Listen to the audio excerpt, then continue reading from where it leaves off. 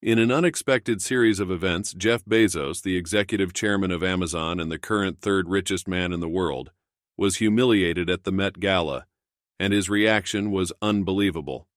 The Met Gala is the height of high fashion. It is where wealth meets underneath expensive, dazzling lights. Every year, the world watches, waiting to see the luxury designers, A-list celebrities, and royalties. The air buzzed with anticipation, whispered conversations, the occasional cheer as another icon appeared. Journalists stood ready, eager to catch even the slightest misstep. This wasn't just a red carpet, it was a battleground of style, status, and subtle ground for humiliation. And then, he arrived. At first, there was a moment of confusion, just the sound of a single camera shutter clicking. Jeff Bezos walked and heard as his name was murmured through the crowd like a sudden breeze. He walked the red carpet alone, no stylist fussing over him, no extravagant display. His tuxedo was sharp, custom-made, but simple compared the bold fashion statements around him. Around him, men wore embroidered capes and hand-painted silk, some with diamond-studded masks. Women glided past in sculpted gowns, their heels tapping like whispered judgments. He moved with ease, hands relaxed, a quiet, knowing smile on his lips. For a man who had redefined wealth itself, he was out of place. Bezos? Here? Is he lost? This isn't a tech summit. What's he doing at the Met? Celebrities, journalists, and the viewers watching from their different devices asked. One journalist, peering over her notepad, let out a small laugh. Maybe he's trying to buy the Met Gala next. A ripple of laughter moved through the press line. Bezos heard them, but he heard worse comments before. He didn't break stride. He kept walking, shoulders squared, gaze steady, as if he hadn't just walked into a world that had already decided he didn't belong. He'd asked himself the same question many times before today. What was he doing here? And yet, he was here, because he had plans, big plans. To shape the future, he needed the best.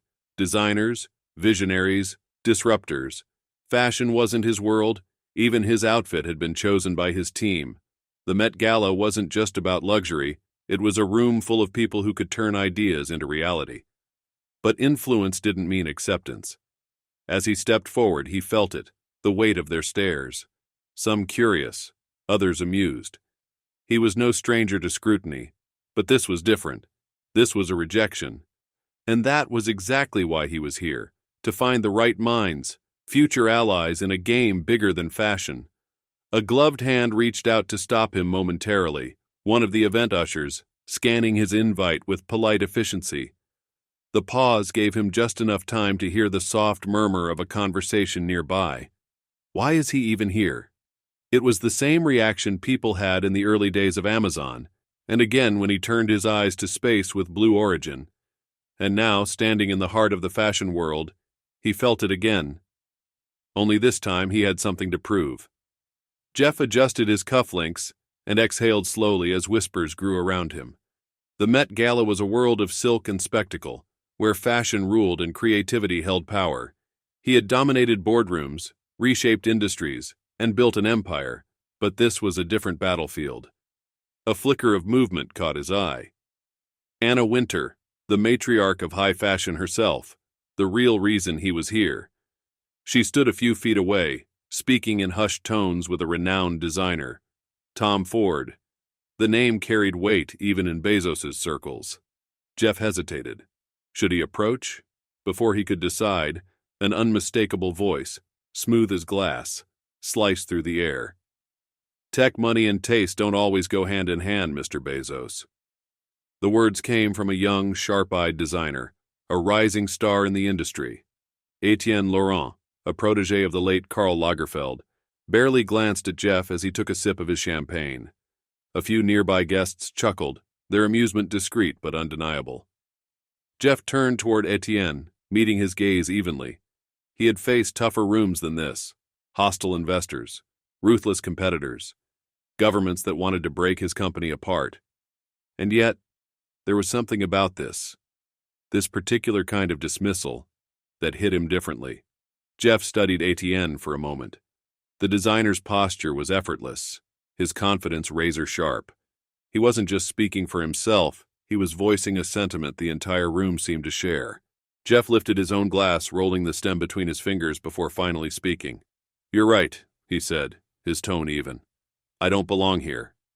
A flicker of amusement passed through Etienne's eyes, as if he'd won an unspoken battle. But Jeff wasn't finished. But neither did Coco Chanel when she cut up men's jackets to make something new. Neither did Alexander McQueen when he sent models down the runway in paint-splattered dresses, or when Virgil Abloh turned streetwear into high fashion. The conversation around them hushed. Even the nearby laughter quieted, just enough to make the tension shift. Etienne raised a perfectly arched brow. "You're comparing yourself to Chanel and McQueen?" he mused, tilting his head. Jeff shook his head. "Not at all." He set his glass down on a passing tray. "I'm saying disruption doesn't ask for permission. And from what I've seen tonight, neither does great design." Etienne studied him, the ghost of a smirk playing at his lips. "Interesting words, Mr. Bezos." He swirled his champagne lazily. "But words don't make a statement. Clothes do." Jeff smiled, a small but knowing expression. "Then I guess I'll have to make one."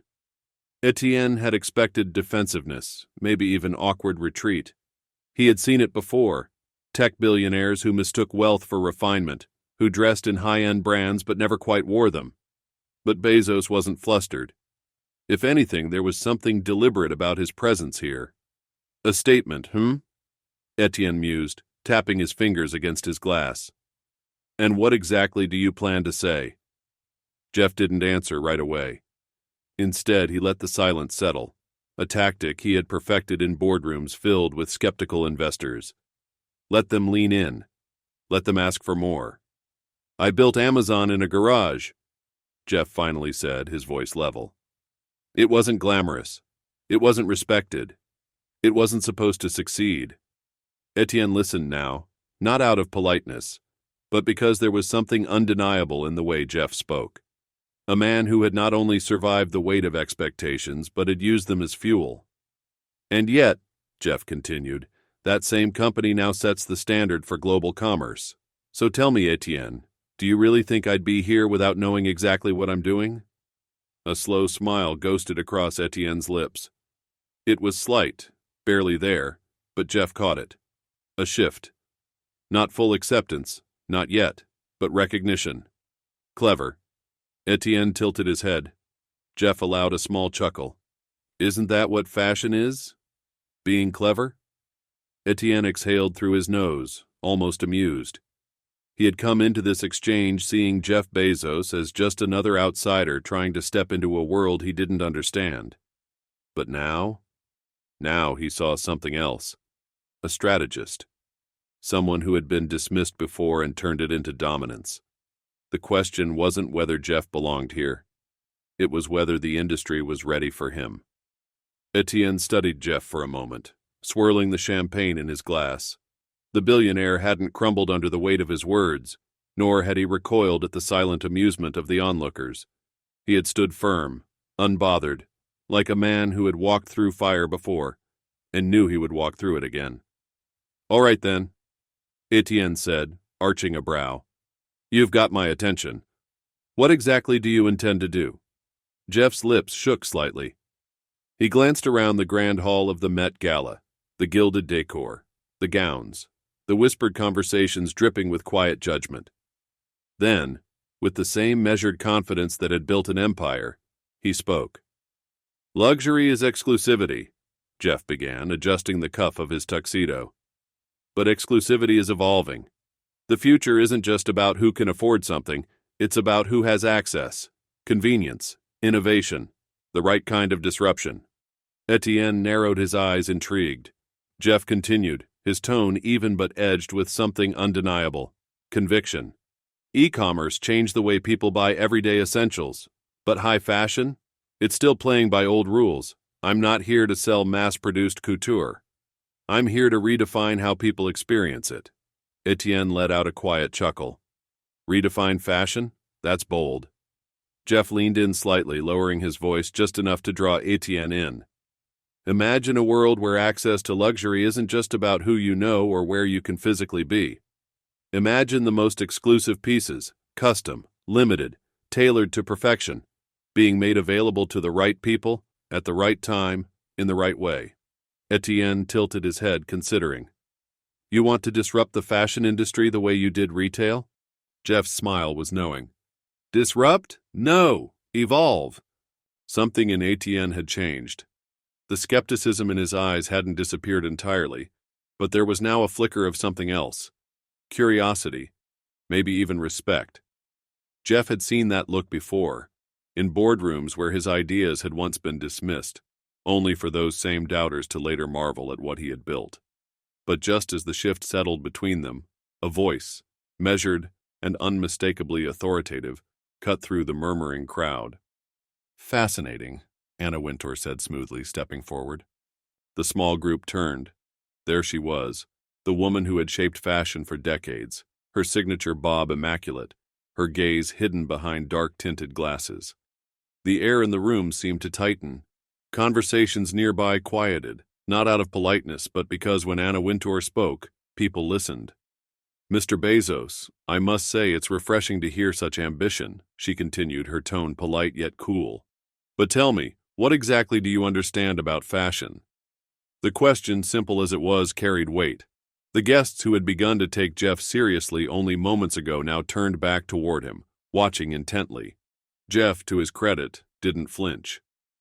I understand industries, he replied evenly. How they change, how they resist change, and what happens when they don't evolve. Anna tilted her head. Yes, but fashion is not just an industry, is it? She smiled, but there was steel beneath it. It is an identity, a language, a culture. A billionaire in tech money is one thing, Anna went on, her voice still smooth, but each word landing like a carefully placed needle. But fashion? True fashion? It cannot be conquered. It must be understood, lived, breathed, worn. Do you think a man who built an empire on practicality can truly grasp the art of indulgence? A few guests murmured in agreement. Jeff glanced at Etienne, who remained silent, watching carefully. The air was thick with anticipation.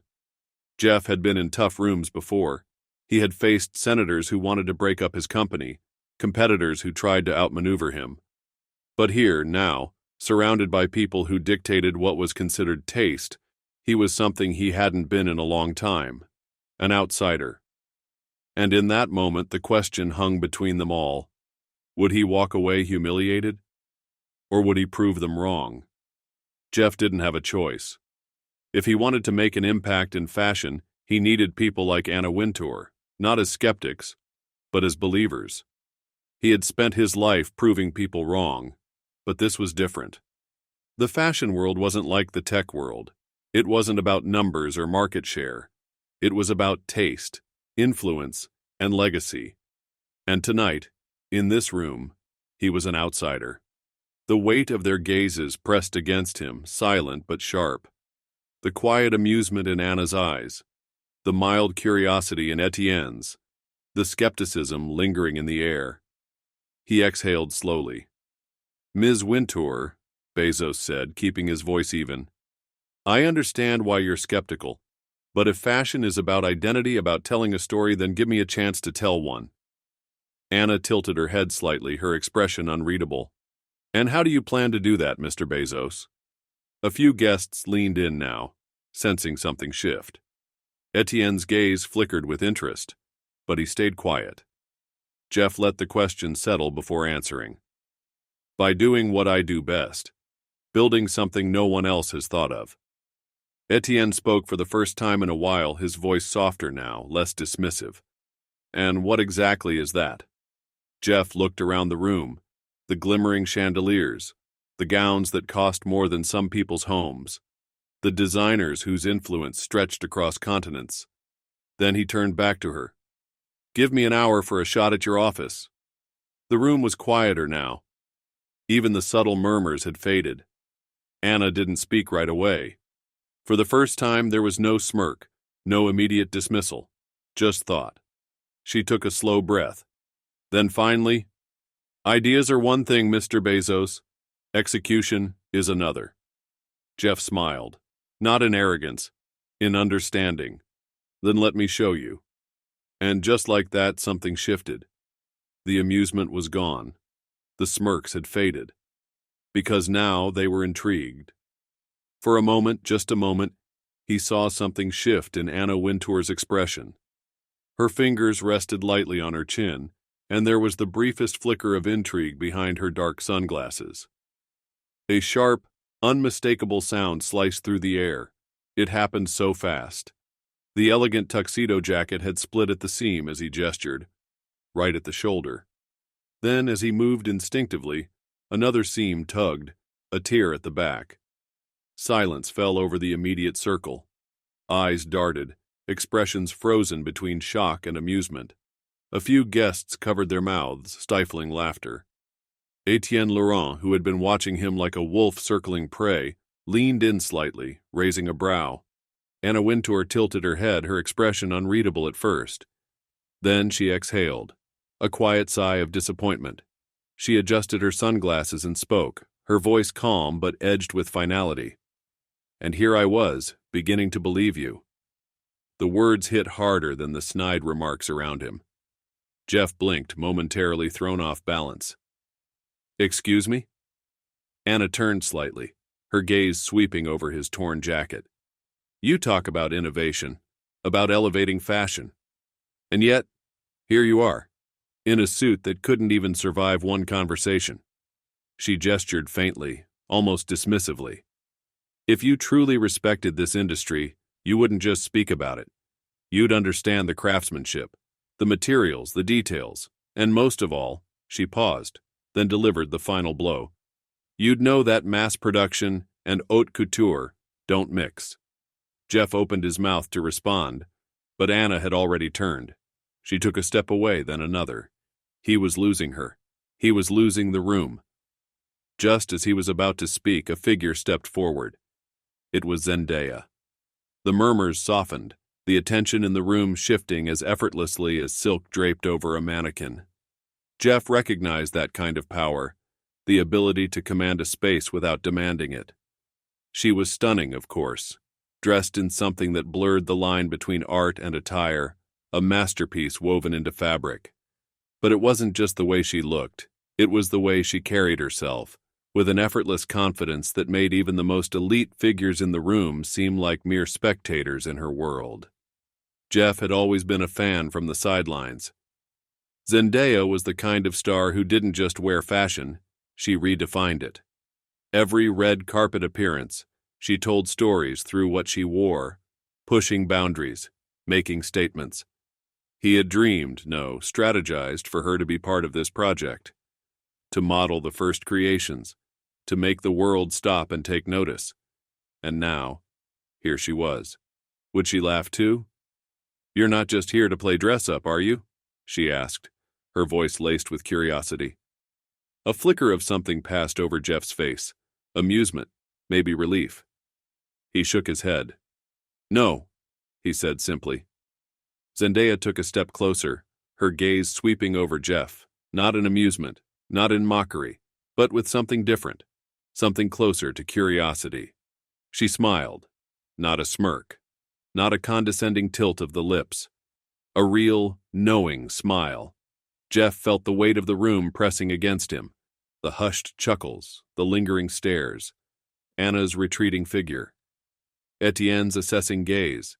He should have been used to it by now, the scrutiny, the criticism. He had built Amazon from the ground up while people doubted him at every turn. He had disrupted entire industries, faced lawsuits, government scrutiny, even public ridicule. Yet, at this moment, he felt completely out of place. This wasn't a boardroom. He wasn't in control. His suit had betrayed him, splitting apart at the seams like a cruel metaphor. The very thing that was meant to help him blend in had exposed him instead. Jeff exhaled slowly. Then, with deliberate ease, he shrugged off the ruined jacket. The torn fabric slid down his arms, crumpling in his hands. A few gasps followed. Instead of scrambling to recover, instead of excusing the mishap or letting it define the night, he owned it. He held the jacket out in front of him, studied it for a beat, then shook his head with a small, amused sigh. "Guess that's what I get for cutting corners on craftsmanship," he said, his voice even, his expression light. Then, a chuckle from Zendaya herself, soft at first, then full and warm. Etienne, of all people, also laughed. The designer who had been sizing him up all night finally let the tension break. Jeff rolled his shoulders, standing a little taller. The humiliation was fading now, replaced by something else. A moment he could seize if he handled it right. He met Zendaya's gaze, then Etienne's. "So," he said, letting his tone settle into something calm, confident. "You're both right. This world, this craft, it's about the details, the materials, the story behind every stitch, and I have a lot to learn." A murmur rippled through the small crowd. Anna was drawing attention. Jeff didn't look at her immediately. He had spent decades building walls, shielding himself with power, wealth, and sheer force of will. Tonight, those walls had cracked, and instead of fighting it, he let it happen. Anna's face remained unreadable as she studied him in a way he hadn't been studied before. Bezos waited. Then, she tilted her head. "A businessman admitting he has something to learn," she mused, voice measured. "That's rare." Jeff smiled, just slightly. "Growth is a good investment." Anna took a long pause, and eventually she sighed. A subtle shift, but one that mattered. She gave him one last assessing look, then gestured to the discarded jacket. "Get rid of that," she said. "Then maybe we'll talk." Jeff didn't need anything else. It wasn't a promise. It wasn't an endorsement. But it was a door left open. And in business, that was all he needed. Zendaya stepped forward, her eyes glinting with something like respect.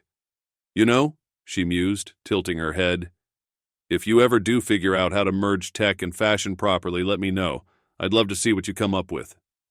As she walked away, Jeff realized something. He had come to the Met Gala expecting to win them over with words. Instead, he had won them over by showing who he was, not as a billionaire, but as a man willing to adapt, to listen, to learn. And as he left that night, jacket ruined but confidence intact, he knew one thing for sure: they hadn't seen anything yet.